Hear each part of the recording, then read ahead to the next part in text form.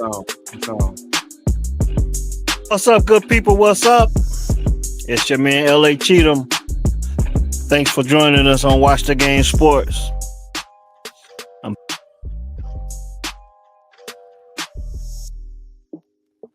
Did we freeze up? Did we freeze up? I think up.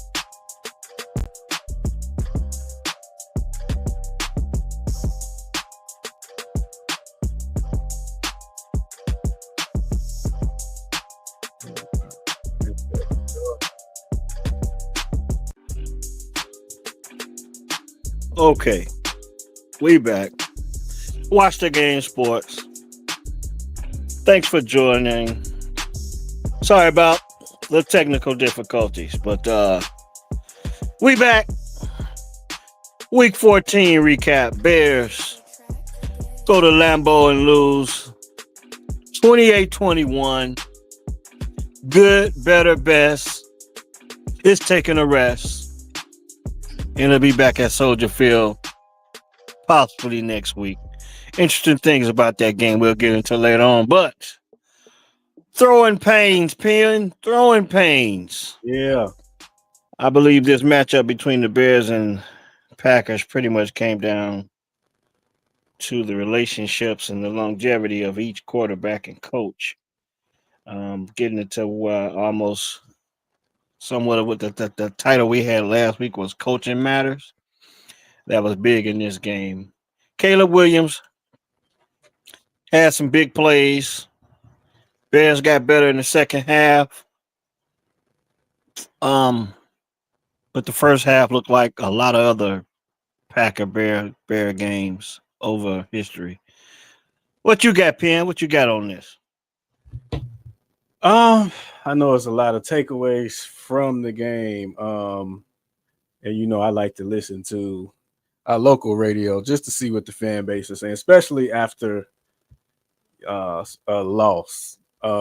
Just to kind of see where everybody's head is. And general takeaways is the pass rush, but we kind of knew the pass rush was mediocre at best.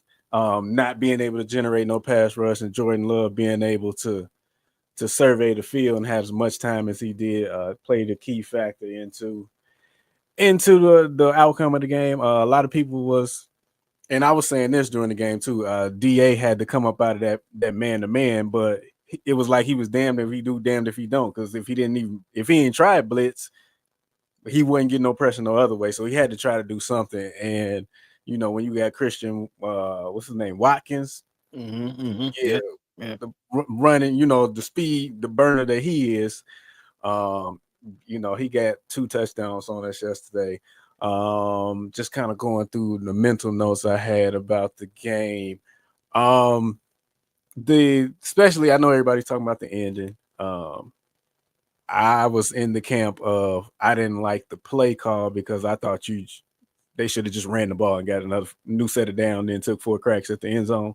I was in that camp. I knew once that first play after the 2-minute warning was a run that they was gonna go for 2. If they they scored a touchdown, it was evident. I just didn't like the play call. I know a lot of people saying if Caleb let that thing go earlier, it's a touchdown. Yeah, but I think the way you was running the ball in the second half, and y'all had a 17-play drive before that to tie the game up, and they went down and scored again. That defense probably was a little winded. You was able to lean on them a little bit. Monunga was running hard. So I just thought they should have just ran the ball, got the first, and then took another down.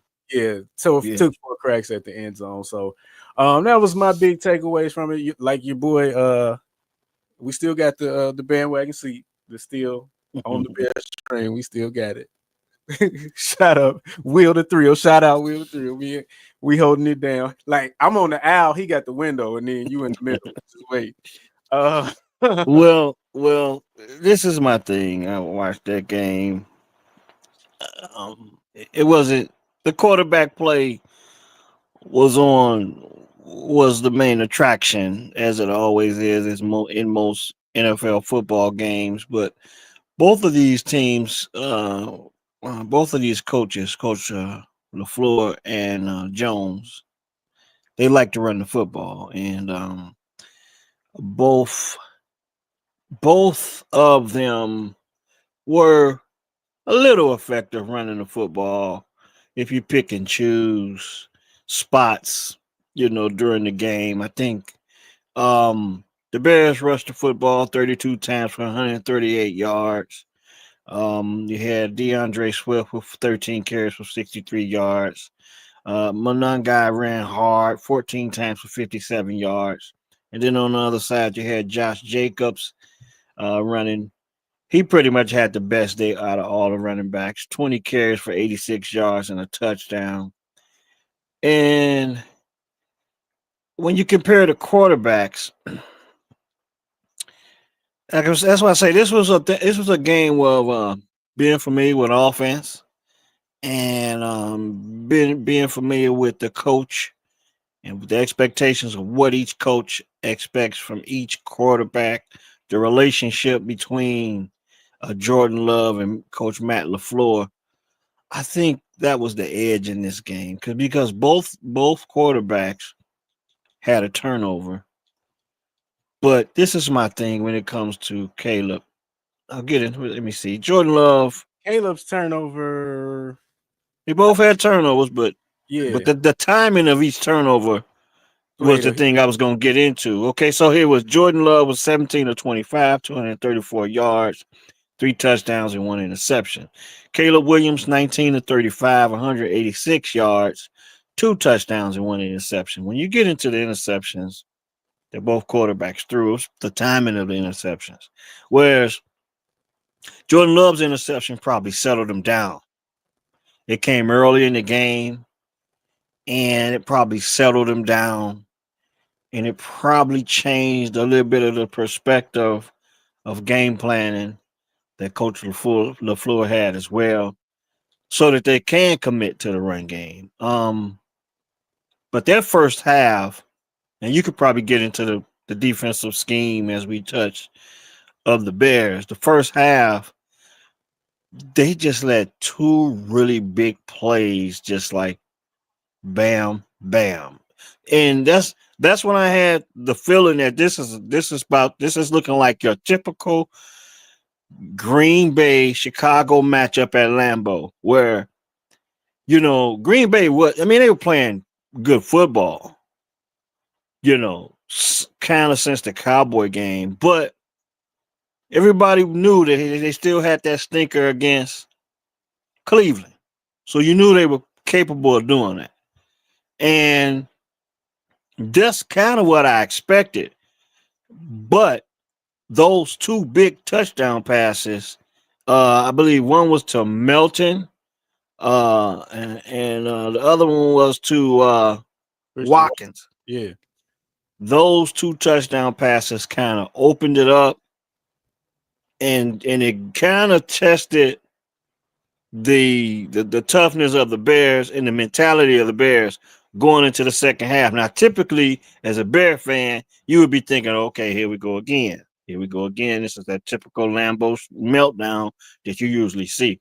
But to the Bears' credit, they were persistent and they just got back in the game and found some things that was working in the run game. But like you said again, I'll let you touch on the defensive scheme of Chicago, but not a lot of pass rush on Jordan Love. yeah, and the sack that Montez Sweat did get, it wasn't because they got a rush. It was more so a coverage sack. The one time that coverage did hold up pretty much, and they was able to take advantage of that opportunity. Um, again, I know I am a Jalen Johnson critic. I get it, but I mean, what did he do yesterday? What I mean, I know Tom Brady called him out twice on the telecast. I think, and I was texting my boy Nate about it. He said the second one wasn't on Jalen, so I'm gonna just give him the benefit of the doubt. On that one, I got to go back and see that play again. But um, you know, he got paid like the top tier corner in the league. And I heard somebody today say, why are we holding on to him? And even Waddle and Sylvie was like, yeah, he's probably not even a top 5 corner in the league. And that's my problem with him. Like, you paying him like top corner in the league money, and what does he do to change the game when you got Nashawn Wright on the other side, who leads the league in turnovers and takeaways? So, that's just my gripe on Jalen. I get off it. Well, this is my thing with Jalen. Um, In them orange sleeves, leave them well, well, orange well, alone. by I think that was a team thing. I don't think he was singling himself out. Byard, Bayard had him. he Bayard do and orange all the time, but he makes okay, plays, so he can do something. Jalen Johnson okay, ain't the shit. So no, okay. But this is my thing with Jalen. Should he even be on the field right now? Is my question. And then I got to bring up the fact that Kyler Gordon was ruled out, and just before kickoff, I yeah, guess he kind of re-injured himself, during the warm up, and he was ruled out before kickoff. And then when you look at Jalen, I don't even think he's getting. He looks like he's on a snap count. And in a game like of this magnitude, you don't really want to play out there on a snap count. You want a guy out there that's ready to go all out on every possible opportunity.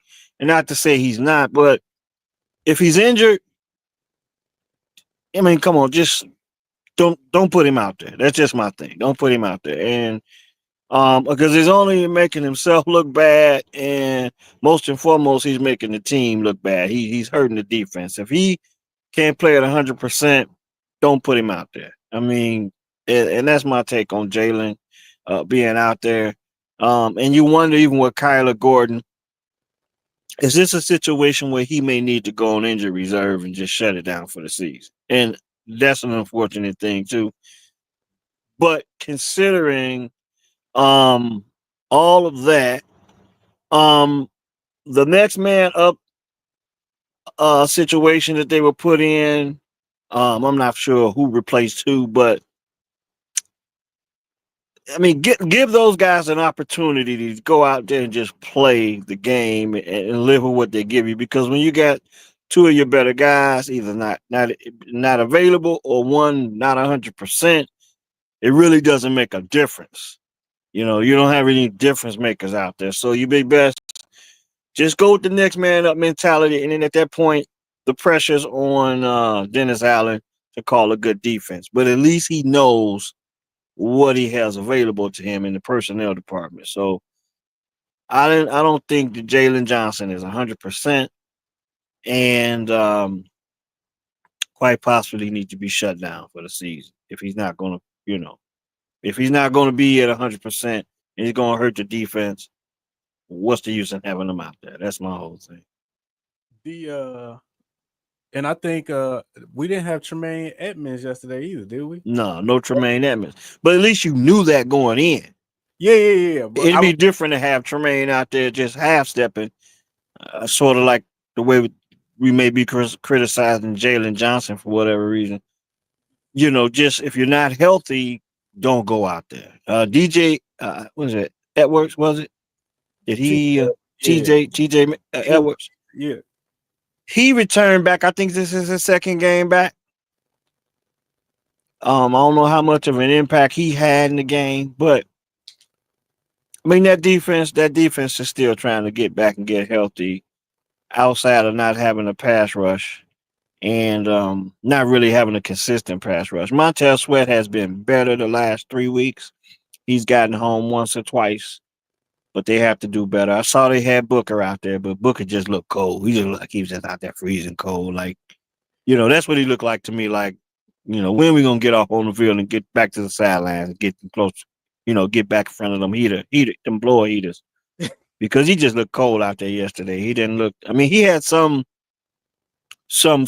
close rushes where he was just about almost getting there. Just not the same player that we've seen in the exhibition seasons over the past 2 seasons. So Booker, um, still waiting to see him make a big impact on the other side of Montez Sweat with the pass rush. Grady Jarrett, I think he played okay yesterday. But and apparently not good enough. But it really came down to those big plays in the secondary. The one big play is that play before halftime, and then that one play where they were just like playing press coverage, and Watson just hit him like right over the middle and beat CJ. Doing that Gardner Johnson, on that and one. yeah, that was like, I mean, you could play Madden and you've seen that happen. Just if you could just see that about to happen. Like Yeah. we didn't know it would go for a touchdown, but that's the type of thing that will happen when you press up without a lot of help up in the secondary. So that's exactly what happened with that press coverage. I think they were blitzing on that down. Am I correct? Yeah, I think they sent 7 on them. You know what? Yeah, That one I that's a was bad spot. Yeah, yeah, I yeah, wasn't that upset about that one because just trying to get pressure. And like you said, if you a Madden player, you ain't even got to be a professional one. Just a average Madden player. You can see that just on the leverage. Uh, yeah, if he beat him to the inside, and it was over with because he not gonna have the angle for it. yeah. I think the one that they hit over the top to Moulton, I think that's the one that bothered me the most because that was a deep developing route, a long developing route, and not able to get no pass rush on that one. Hmm. That's the one. I mean, and who was that? Was that Byard that was right? No, that was Brisker. I think he was maybe Brisker got beat on that play. I think Bayard got beat on another one. yeah, yeah, Bayard got beat by Watson, was it? Because yeah, Watson had 2 touchdowns, yeah, and I think Bayard got beat by Watson, and then Melton beat Brisker over the top. And they had on that play they had 6 defensive backs on the field. I remember exactly. They said it. They said the Bears and the dime. I think they were. I don't know what the package exactly, but they had 6 defensive backs on the field. So I'm saying, okay, there's nowhere in the hell they should be giving up a big play on this, but there it was. yeah, Melted with the touchdown, right in back of Brisker, right over the fingertips of Brisker. So questionable, calls in the first half. They ended up coming back in the second half and playing a much better. Caleb Williams was settled down. The run game picked up quite a bit. Kyle Monunga ran really hard, set the tone, and so did DeAndre Swift. But a lot of criticism about the lack of targets for DJ Moore and the targets that he did have, the bubble screens, and then what was that? What was that? Was that a sweep play they had with him coming across? They oh, got ate yeah. up real quick.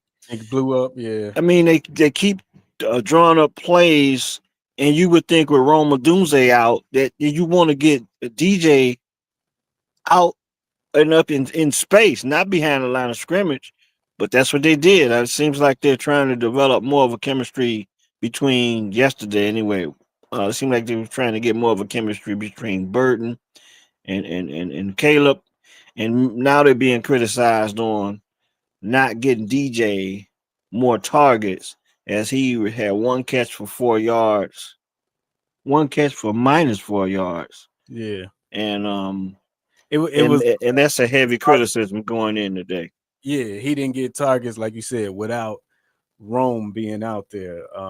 So again, it starts to make you question uh is DJ a good fit here? Like, how does he only get one target? Is I DJ I don't know. I don't want to question if he's a fit. I question the relationship between either him and Caleb or him and Coach Ben Johnson because we know DJ's capable of making plays down the field. yeah, We know that. We've seen that. And that's what I question. Rather not, but when you look at what they paid him, they gave him the extension last year, and you would think, especially with Roman to being a high draft pick, I can understand you want him to be, to establish the ability to be the number one receiver. But with Rome being down, you would think that DJ would be the next guy up. that was coming. Yeah, Yeah, as far as we want to make it a priority to get him the ball. But this is one thing I want to touch on. Well, a couple things actually. the Bears' ability and Ben Johnson's ability with him having these weapons, Luther Burden, Cole Kmet, Colston Loveland, Devin Duvernay, who had a big. No, that wasn't Devin Duvernay. That was Zacchaeus. Zacchaeus had a touchdown pass. Uh, but the biggest being Cole Kmet, Colston Loveland, um, Luther Burden, DJ Moore. See, this is the thing, and this is why I believe coach is doing so well. You can't focus on one guy in particular. You can focus on the run game, the different ways they, kind of set the run game up, but you never know who the number one guy when they're throwing the ball is. I mean, you never know who that is. Right. A lot of times it seemed to be Luther Burden and I think Colston Loveland with that touchdown catch he had down near the goal line. That's what gives Coach Johnson the ability to call plays the way he do because you cannot key in on one guy.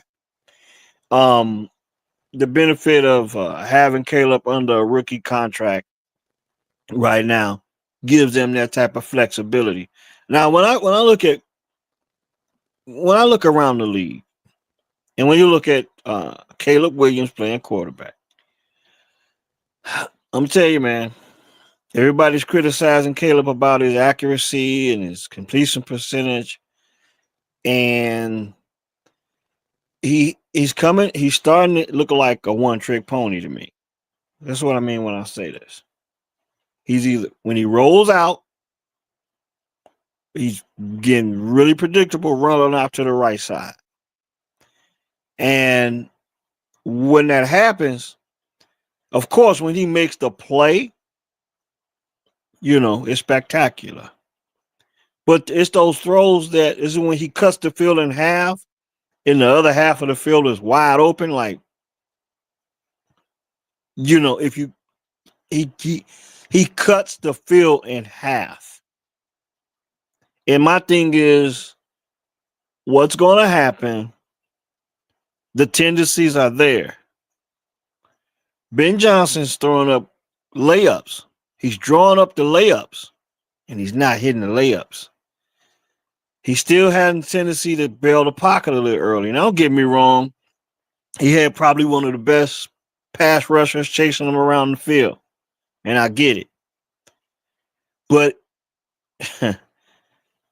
if all I saw yesterday was now you got the Browns coming up is playing against these tendencies that he have and defense scheming up for it.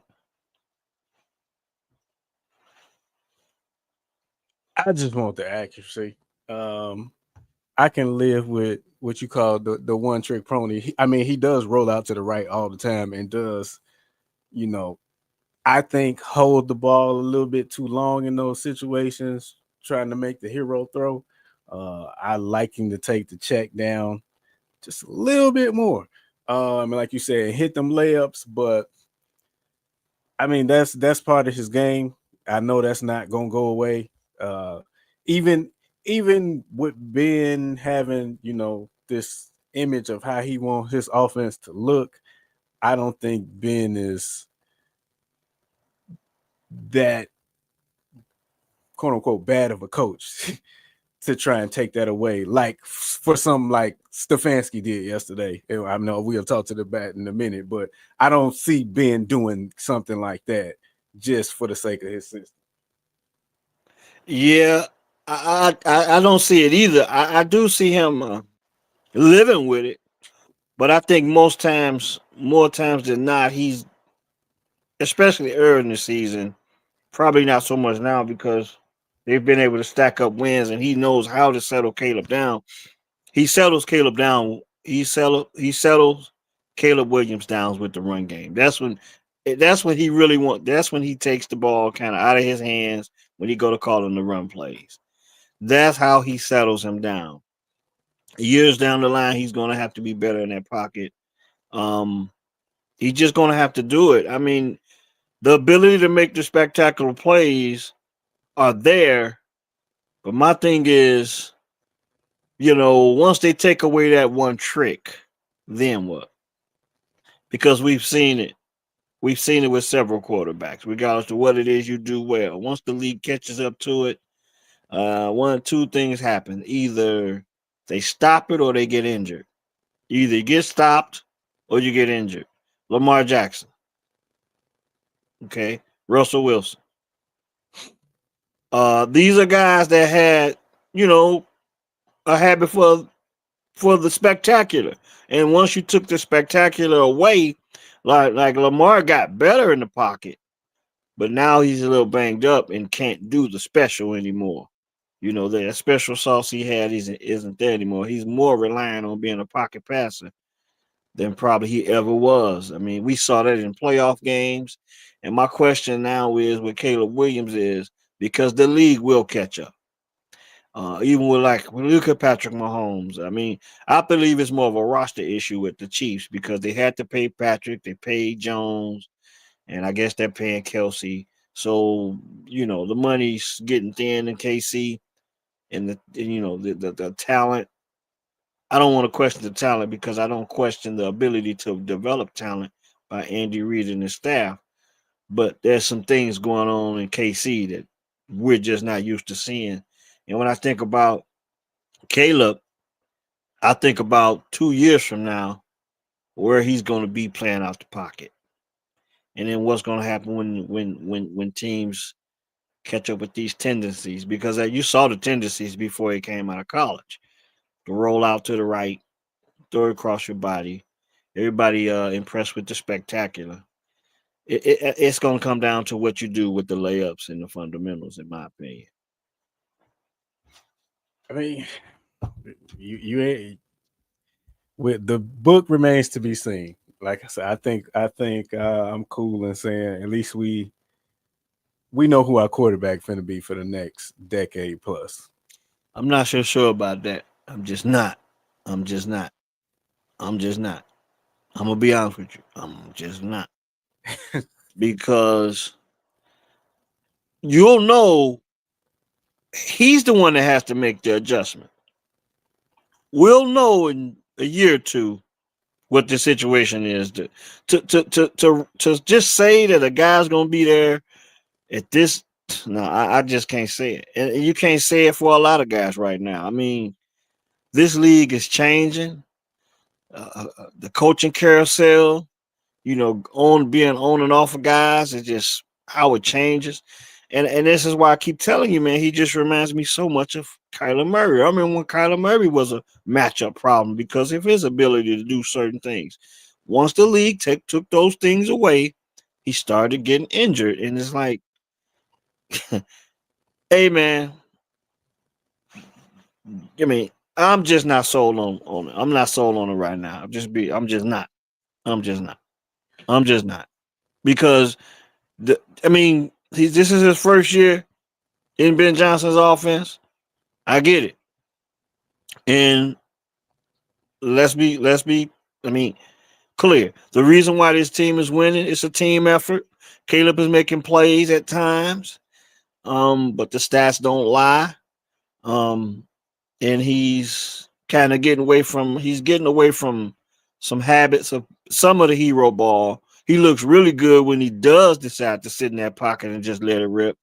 And it's going to take more of that and less of the spectacular for him to remain in Chicago.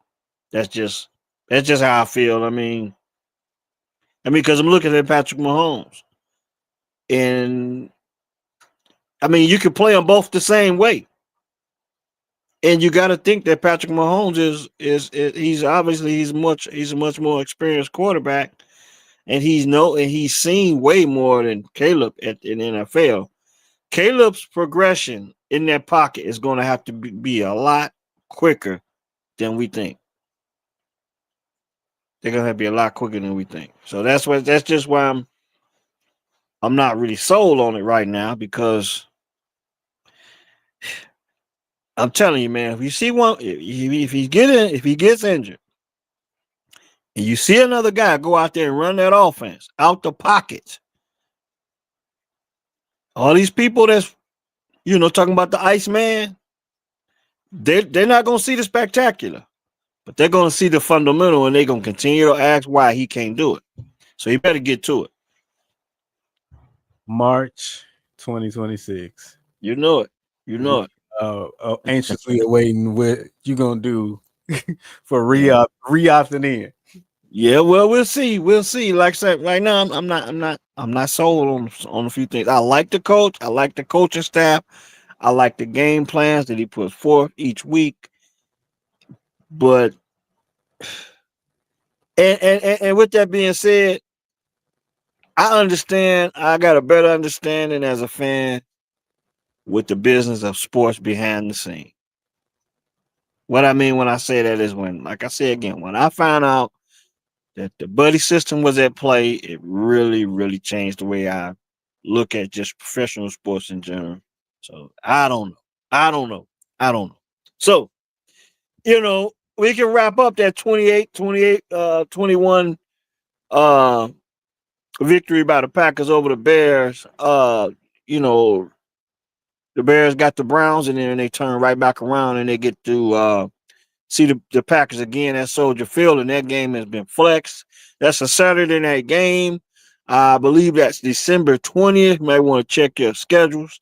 And I think that game's have been flexed to 7:20, a 7:20 start on Saturday night Yep. on December 20th, if I'm not mistaken. Um, I'm gonna give you a chance since we talking since I brought up the Browns and that's who the Bears' next opponent is. Let's jump into there before we get back into the NFC. So let's focus on the Browns and what you saw. I graded the quarterbacks. I gave them both a C plus because they're playing with confidence, not really being afraid to make the mistakes. And we talk about Cam Ward and Shador. I gave them both a C plus when I graded them both because I can just see two young quarterbacks gaining confidence in themselves in those games. Now, the coaches around them, of course, Cam Ward will be getting a new coach, I believe, next season. I was about to say And quarterbacks and dare I say bad organizations. yeah, yeah, yeah, and you gotta wonder if Stefanski's gonna be in Cleveland, even if Shador's gonna be in Cleveland next year. But I I I was okay with both of their performances only because they they played they were fearless. They were both fearless on the field. They made plays. They did what came natural, even when it was a mistake made. They just played football, and for that mobility and athleticism, that lack of athleticism, many said that Shador didn't have, or he showed a little bit of it yesterday. He showed a little bit of it yesterday. I don't know. I don't know the future of these two guys. I mean, as far as for Shador being a starter, but he showed the ability to play in the NFL. Uh, I mean, I was more so my takeaway was damn the Browns gave up the Browns defense gave up 31 points. Yeah, Cuz that defense had been hunting. They had been, especially Miles Garrett. I mean, he'd been causing havoc for about the last 5 6 weeks. And so for them to give up 31 and I think what's the old boy that used to be in Dallas, Tony Pollard. I think he went for like 165 on the ground, 161 on the ground. So that was my biggest takeaway. And then obviously, I mean, the low hanging fruit was how Stefanski managed the two scores at the end of the game. Like why you score a touchdown, y'all was down 14, you score a touchdown, then you go for two, and then when you was going for two, I think on the second one, you running from the Wildcat formation, and you take pretty much, arguably, your best player off the field. You take your trigger man, experienced trigger man, not experienced, but experienced at playing quarterback and making a throw, taking your best throw off the field. I didn't get it. I saw his little excerpt from his press conference where he was trying to explain the call. He didn't really want to touch it. because he know that was some BS. Um, so and I really don't think they gonna fire Stefanski. I think it's more so Shador get traded. So, and I hope Shador can at least get into a situation where at least the coach support him instead of trying to openly sabotage him at every turn. Well, I don't know. I don't. Okay, now this is the thing with that 2 point conversion. They went for two earlier in that game, and Shador fumbled the snap. I think it was, and then the next time they went for a 2 point conversion. I mean, he wasn't on the field. His stat line was pretty good: 23 for 42, 364 yards, three touchdowns, and an interception. What that tells me is I see it a little different. I see it like this. Stefanski is saying, let me see what this dude got. I'm gonna dial up 42 passes. Let me see what this dude got. Because the one thing you cannot do is you have to humble yourself. And you say, you know what? I may not like the guy, but I'd be damned if I let this guy go somewhere else and make me look bad because I didn't give him an opportunity.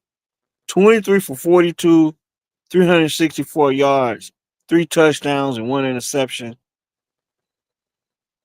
Now, Kevin Stefanski has something to think about going forward. When you look at that stat line, that was the introduction to the opening up the playbook for Shador, building around Shador. Anytime you get an opportunity to throw the ball 42 times, those are opportunities. Those are opportunities. Now you can question the call to take him out on the 2 point conversion. I'll give it to you. But this is my thing. If they had to redraft, Shador would be the guy that they take in the third round. It wouldn't been Dylan Gabriel. I think they know that now. I think they know that now because I think Shador comes with a certain amount of fear. He's coming with confidence. He's fearless. And when he took out when he started scrambling around, they let me know he feeling pretty good about himself. He done took a hit big enough to the point where he's willing to take enough. He's willing to put it on the line for his team. So the one thing I believe the Browns would admit today, well, maybe not, depending on who you ask, that they would take Shador ahead of Dylan Gabriel if they had to do it all over again.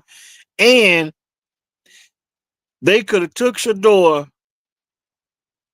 in the second or third round and had another weapon on offense or defense or somewhere else because maybe they didn't need to draft two quarterbacks in the first damn place.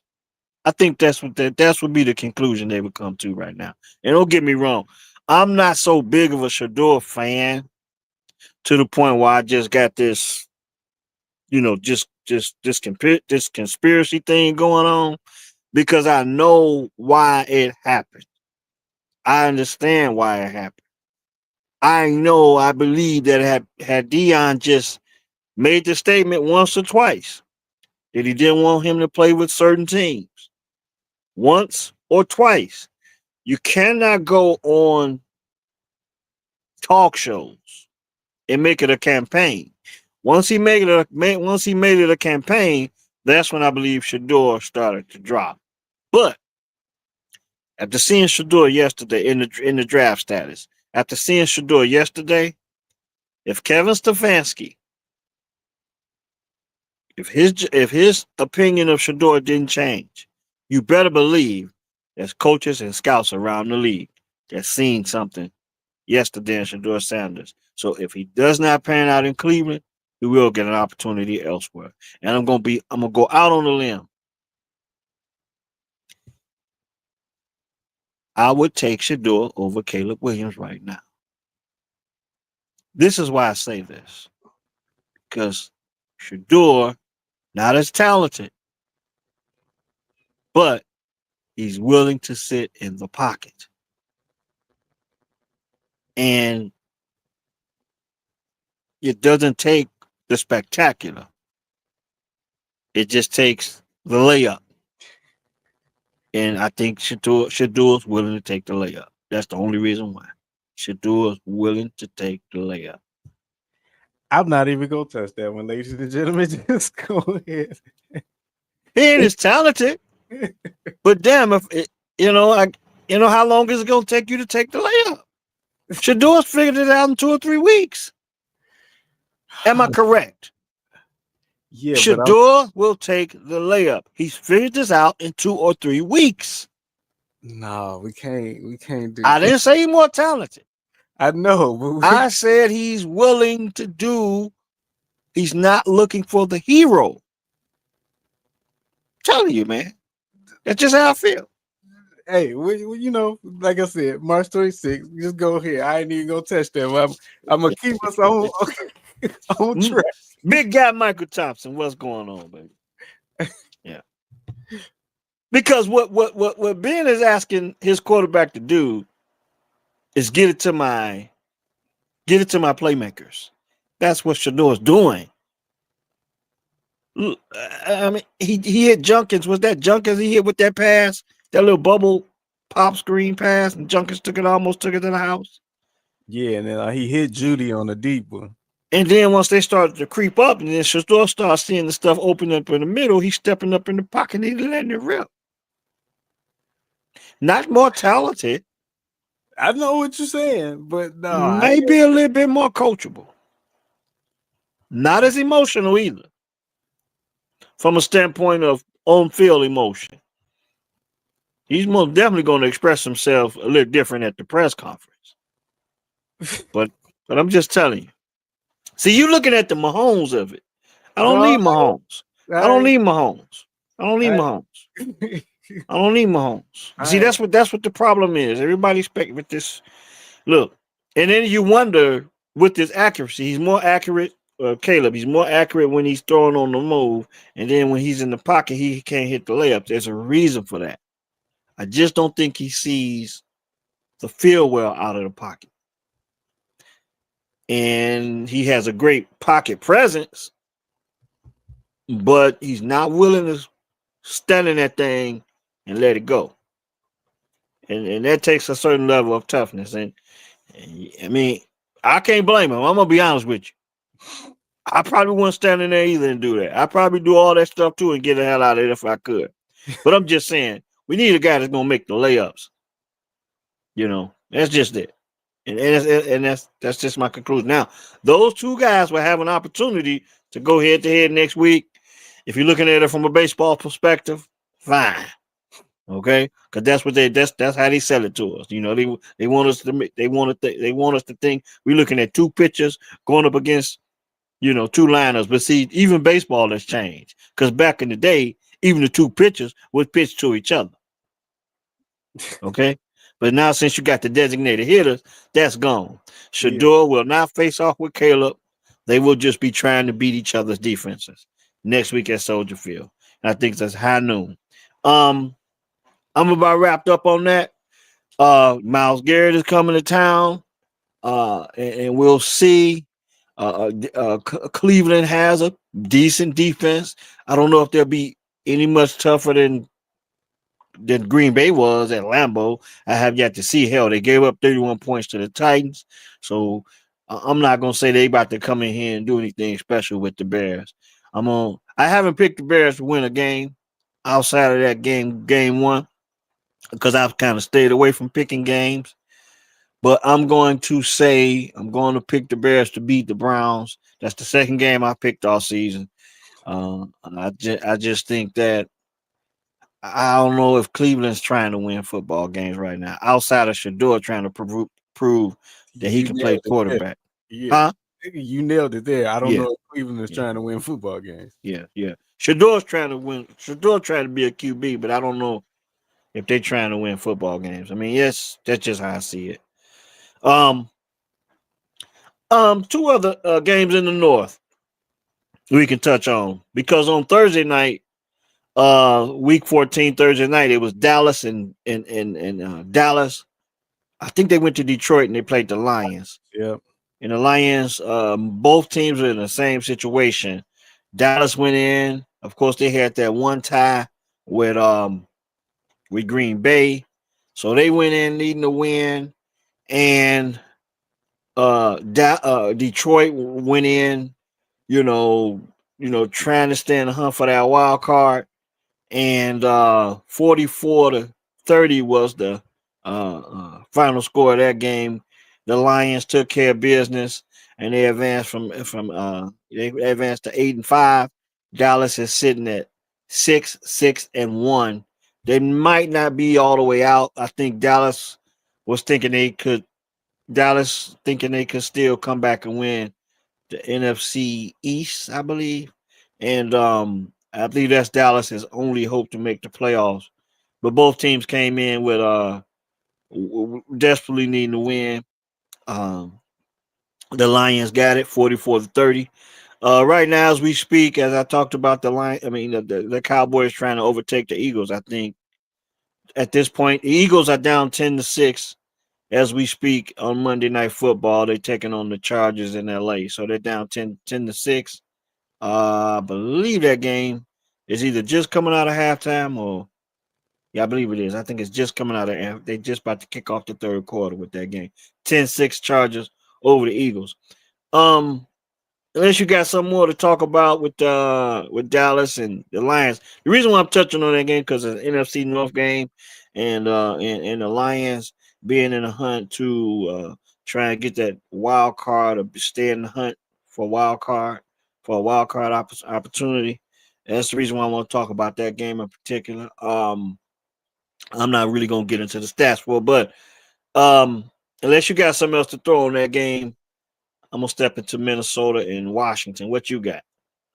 Nothing on that one. I ain't really too concerned about the Lions. Like I told you a couple weeks ago with Dan Campbell taking over play calling duty. I think it's some cracks in the armor there. So we got to, and when I say we, I'm talking about the Bears. We got this little stretch where we got Green Bay twice in 3 weeks. So that's where the focus is. I don't think they need to worry about Detroit because I think Detroit just kind of gonna play themselves out. Well, it's interesting that you say that because let me ask you this question: would you want to play Detroit in the first round of the wild card or the first game of the playoffs?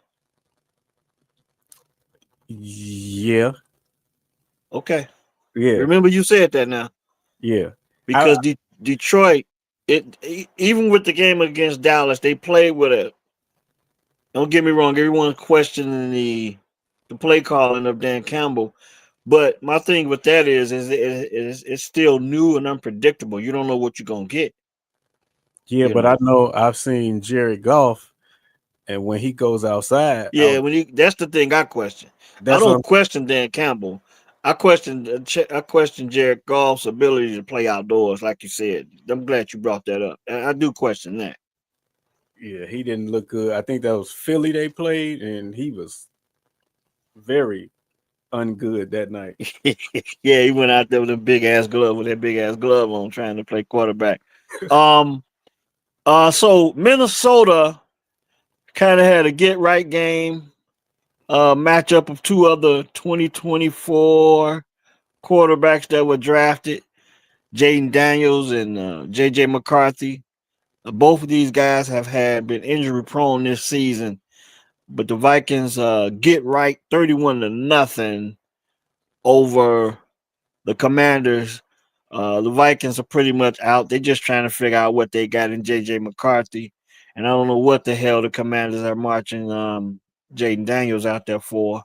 They need to be they probably need to be playing a little bit more for a better draft status and give him a break because he did go down in this game. I think he had his he had that really bad dislocated Elbow. elbow a few weeks ago, and he came back in this game, and he threw a really bad pick in this game. He looked reluctant to not take shots on that elbow on that arm. I mean, but as far as his ability to play the position, he did pretty good. but he had a turnover. He had a pick. He was 9 of 20 for 78 yards and an interception. After he threw that interception, he went out to try and defend and try to slow the returner down on on the interception. I forget who it was, and he took a real big block. He went to the ground and landed right on that elbow, and he didn't return. So Marcus Mariota came out and finished the game. As I said, Minnesota win 31-0. They beat the Washington Commanders. The thing about JJ McCarthy, he went 16 to 23 for 163 yards and 3 touchdowns. And this was the game that I gave Kevin O'Connell, although it was the Washington Commanders. I questioned Kevin O'Connell's ability to scheme around JJ McCarthy. And in this particular game, he did a pretty good job. As they rushed 34 times for 162 yards. That's all. That's more like what JJ McCarthy needs behind him. 16 of 23, 163 yards and 3 touchdowns. That looks just like a Michigan stat line for JJ McCarthy. You know what I mean? Yeah. I mean, and that's the game plan for JJ McCarthy. Get the running game going. Be heavy on the run. Get him comfortable. And he even scooted a little bit for a few times. I think he rushed the time. He rushed six. He had 6 scrambles for 19 yards. Not a whole lot to write home about, but that showed me that he had the ability, that he was comfortable with what was going on around him, and he was willing to fight for the extra yard when he had the opportunity. That's what it's going to take for a quarterback like J.J. McCarthy. Although it was against the Washington Commanders, that's a successful game plan for a young J.J. McCarthy. And that's one of the first games that I've seen where Kevin O'Connell really supported him and made an attempt to run the football. Just keep an eye on Justin Jefferson. Justin Jefferson only had 2 catches for 11 yards. I get it. I get it. But what I also got from that win was Justin Jefferson was satisfied winning the football game. And I think he knows he sacrificed this season for his quarterback. He probably would rather have Sam Darnold. But I think the win yesterday, I watched a little bit of that game. I think the win yesterday was good enough because when they did throw him the ball, he had a big first down complete, a big first down conversion where he really fought for the extra yards to get that first down, and he was pumped up. Now, 4 catches for 62 yards. He didn't have a touchdown. Well, no, that's Jordan Addison. Who am I looking at? Yeah, he had 2 catches for 11 yards. 2 catches for 11 yards. Well, I give you that, but I think he was. I mean, winning that game probably settled him down a little bit. But going forward, I do think that he would like to develop a chemistry with J.J. McCarthy, um, uh, and I believe that game in particular, it appeared to be Jordan Addison that had the chemistry with J.J. McCarthy for 4 receptions for 62 yards. He didn't have a touchdown, but like I said again, I was impressed with Kevin O'Connell's ability to just have a power run game because Aaron Jones and Jordan Mason ain't nothing. I'm two pretty good backs. You're getting them both healthy. I take them. I take them guys any day. Jordan Mason and Aaron Jones. I take them guys any day to run out of my backfield with a young quarterback. So I was satisfied with Kevin O'Connell's ability to plan around and scheme around uh, JJ McCarthy against the Commanders. Although it was the Commanders. The Commanders. Commanders go to 3-10. The question with them is, will we see Jaden Daniels a whole lot more going into the rest of the season? Uh, uh, the development of JJ McCarthy continues to be an issue in Minnesota as they go to 5-8.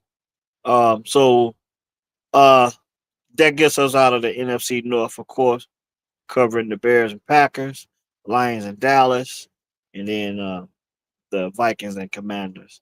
Um, Big games of interest. Um, Seahawks took care of the Falcons and stop me because I'm about to just make a roll on them. If you feel any type of way about any of these games, make sure you stop me because we're gonna be wrapping up soon.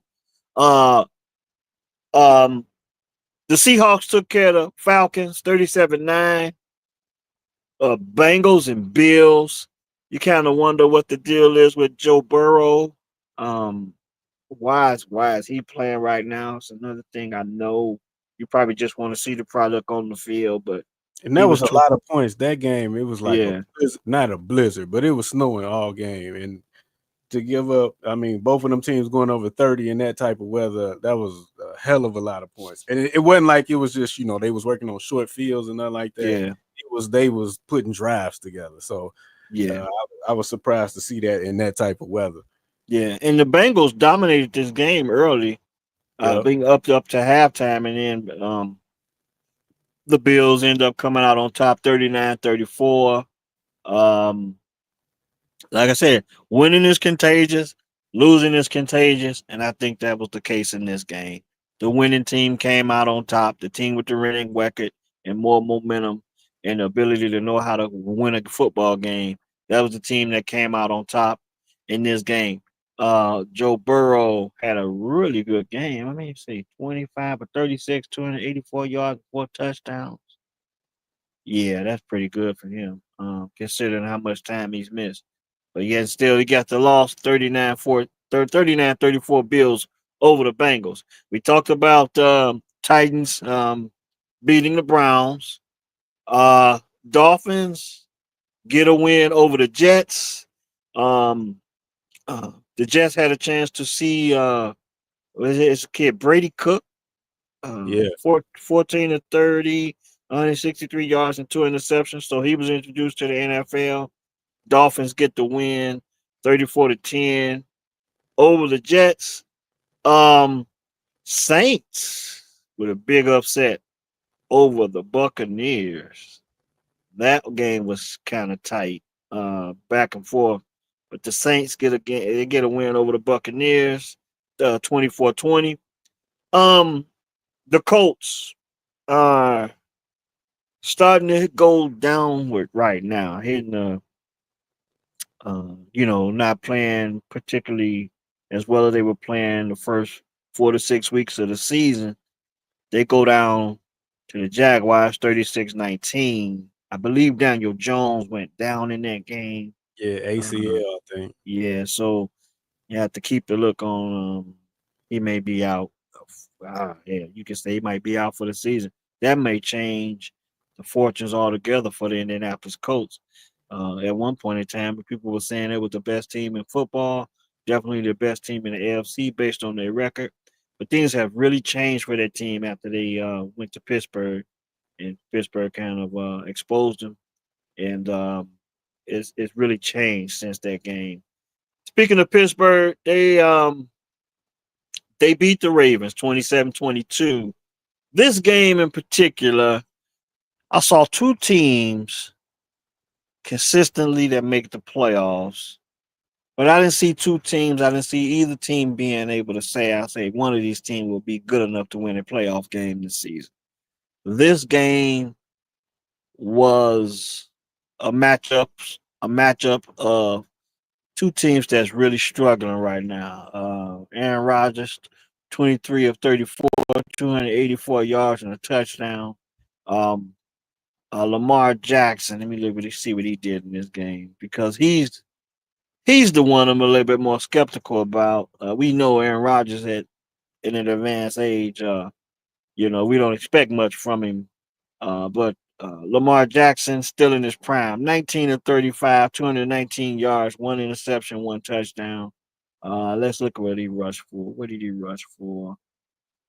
7 times.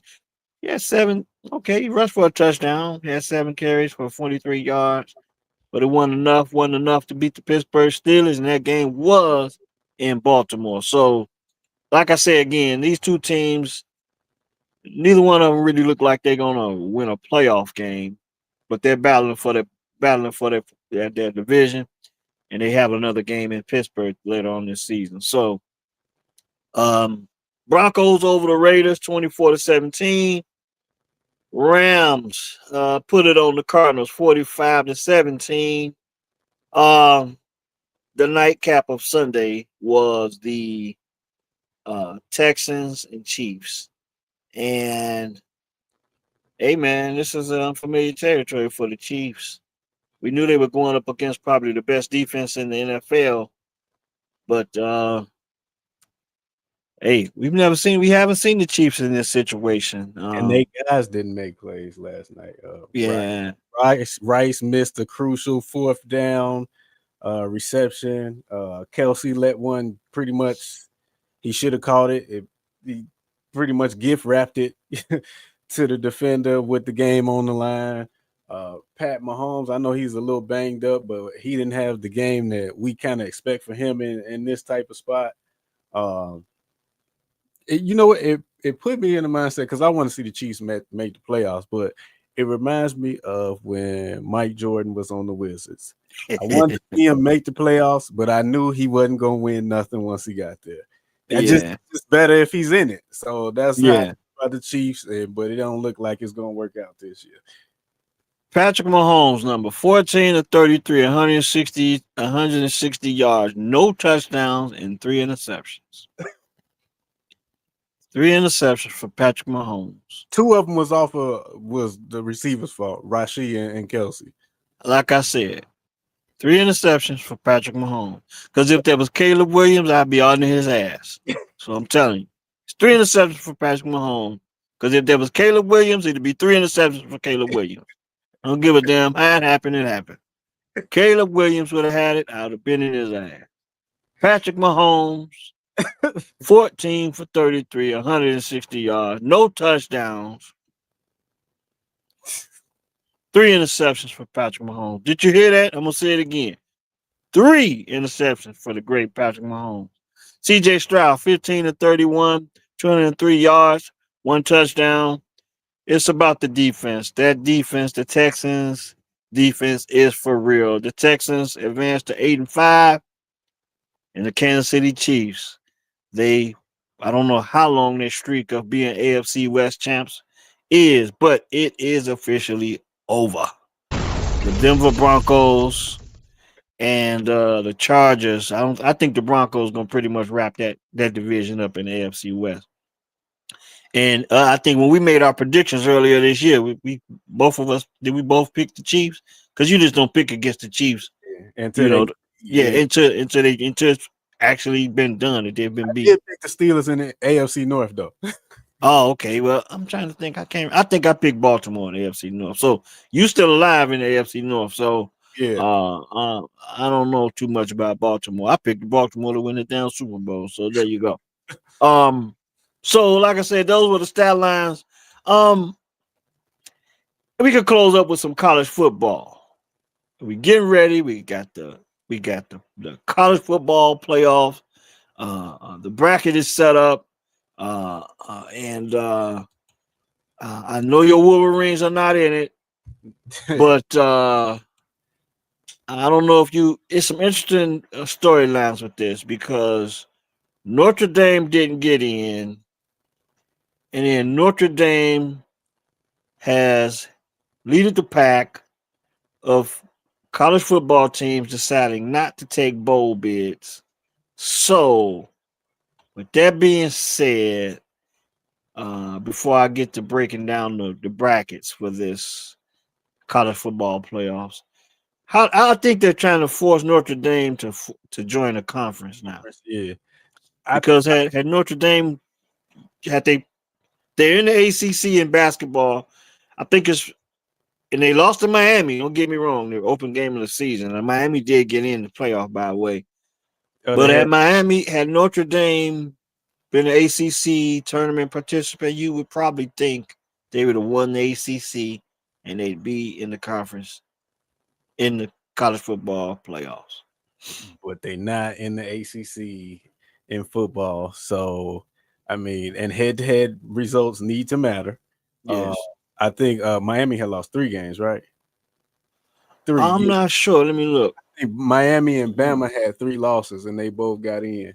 Yeah, okay. Notre Dame had 2 losses, but Matter of fact, the two teams that Notre Dame lost to, I think they lost to Texas A&M yeah, and they lost to Miami. yep, And I believe that those two teams both made the college football playoff. you are correct. So now that I look at that, I agree even more with with Notre Dame not making it because it makes sense now. Yeah, It yeah, makes real good sense to me now. yeah. Notre Dame wasn't supposed to be in there. Like I said, I like the fact that they got kind of screwed for not being in the conference. Like nobody's bigger than the program, baby.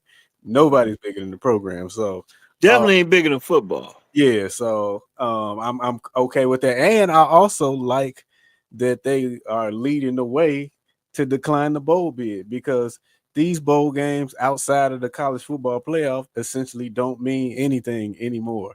If you watch these games on TV, I think ratings are low. The attendance at these games are they're not at capacity whatsoever. I'm sure these bowls aren't making the amount of money, the profit that they used to for sure. I'm sure you can find some of them that might actually lose money from putting on the bowl and all that they have to do leading up to the bowl game that week. So I think we should just be going to do away with it. I mean, what's the purpose of, you know, especially we see NFL talent coming from a wide variety of places. So if I go somewhere like, I don't know, let's just say who's somebody that was in the top 25. I don't know, just take USC. USC is in the top 25. Hmm. Why am I going to play in this meaningless bowl game? Like, so let's just do away with that. It's the minor leagues for the NFL now. It is what it is. Just go ahead and get a salary cap, and so we can kind of even that thing out. And it's okay. It evolved into something else. This is no longer your granddaddy's college football no more. It's no longer the winner of the Big Ten goes to play the winner of the Pac 12 or the Pac 10. That's over with in the Rose Bowl. Hmm. It's over with. Yeah, So adjust, you know? yeah, yeah. Especially when you think that the NCAA, they're trying to get the same type of uh, enthusiasm for the college football playoffs that we have for the college basketball NCAA tournament, and we want to, kind of get.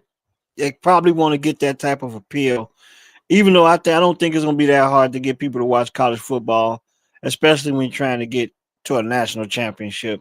And I also think that the field will probably increase over years, and I'm in favor of that as well. I mean, how many teams? I think right now we're at 12.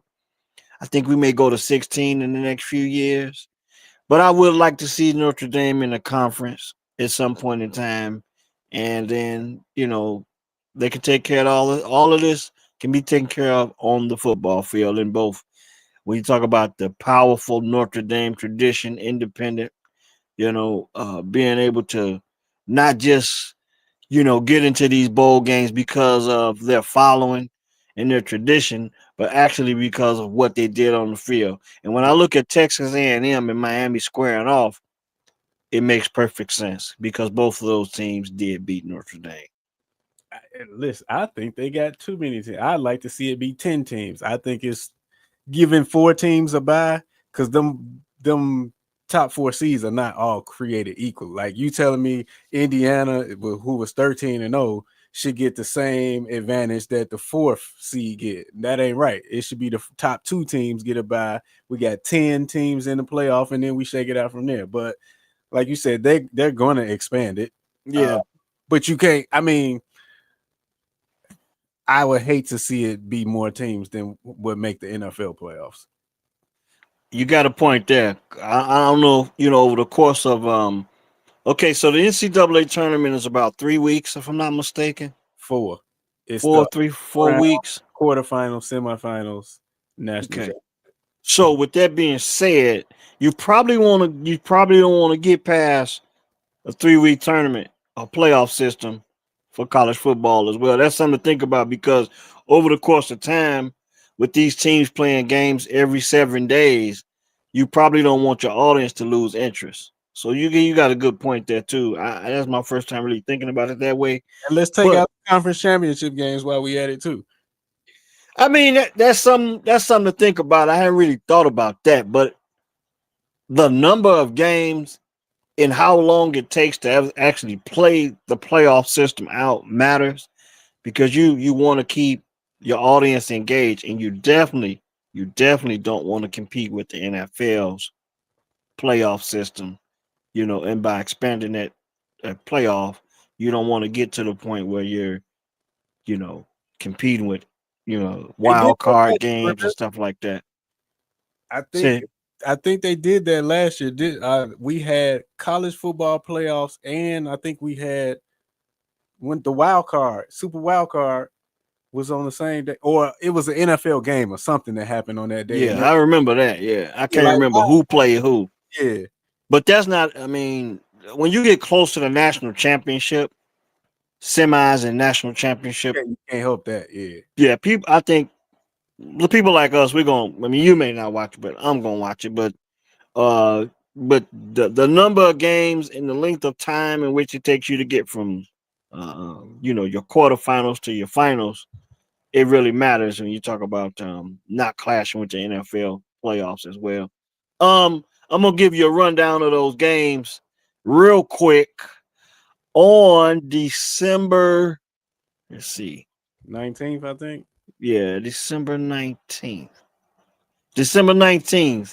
You have Alabama at Oklahoma. These two teams, I think this will be the second time they matched up this season. I think that's a home game. That's December 19th, 7 p.m. start. Alabama at Oklahoma. Winner of that game gets to go to Indiana and play the Hoosiers, the number one seed. On December 20th, James Madison, one of the more controversial teams in this playoff. They go to Oregon on December 20th, and they'll be playing the Oregon Ducks. They get the Texas Tech. Texas Tech with the number 4. See, they have a bye. They'll be getting the winner of that game between James Madison and Oregon. Um, Tulane and Ole Miss also on December 20th. These two teams matched up this season. Ole Miss is my team on NCAA football 26. And these two teams matched up earlier this season. I think Ole Miss beat them 45-10. Of course, Lane Kiffin will not be coaching them this game. So Ole Miss going into it with a different coach. I think the defensive coordinator has been named head coach. Can't remember what his name was, but Ole Miss, Tulane match up, and then they match up. They go to play Georgia. Ole Miss has lost to Georgia this season. I believe that's their only loss of the season. But if Ole Miss can get past Tulane again, they'll go play Georgia and the two teams we talked about a little bit, Miami and Texas A&M, the two teams that beat Notre Dame, they match up on December 20th, and they go against the Ohio State Buckeyes, which, and we can close it here. We know what's going on. We know what the college football playoff has. We know what the deal is with that. We just talked about the games. Let's talk about the game, the Big Ten championship that only had the number one and two teams in the country. Well, all they did for the college playoffs was swap spots. But before we, about a week or so, they're going to be talking about the national, not the national, but the Heisman Trophy winner and who you think that should be. Because when I watched Ohio State and Indiana, that was more of a defensive battle more than anything else. Hoosiers shocked the world and they beat the Ohio State Buckeyes I don't 13 think to they 10. got the world. I really don't. Just the thing. The only reason why is because 3 years ago, you would have never saw this coming. You would have never saw you would have never said the Indiana Hoosiers would be the number one ranked team in college football. You would have not said that, and people are still wrapping their minds around it, and people probably still don't believe it. And for Indiana, they did it in Michigan form. They did it much like Michigan would have done it in years past. They were very physical at Ohio State, and they beat them 13-10. The last time the Ohio State Buckeyes lost the game to the Michigan Wolverines, what was the final score? 13-10. I rest my case. Now the Indiana Hoosiers, people people still probably don't believe that they're number one team in the country. But now they get a chance to do it in the tournament, do it in the playoffs. I think last year they were knocked out by Notre Dame. Notre Dame's name keep coming up synonymous with these teams. We talk about knocking out Indiana last year, getting beat by Miami and Texas A&M this year, but the Hoosiers get a chance to prove that they're the best in college football in America. And like I say again, if that happens, Robert Montgomery Knight, may he rest in peace, he will be proud of these Hoosiers. I ain't got nothing to add on that one. You ended on a Bobby Knight reference, so we gotta just let it wrap up after that. All right, hey, real quick, hold on, real quick. I'm gonna give you some matchups for the NFL next week. So week 15. Let's see here. And we can wrap this up. Just so everybody will know what's going on in the league. Okay, so Thursday night, the matchup is Atlanta at Tampa Bay. Of course, Cleveland comes to Chicago. Baltimore at Cincinnati.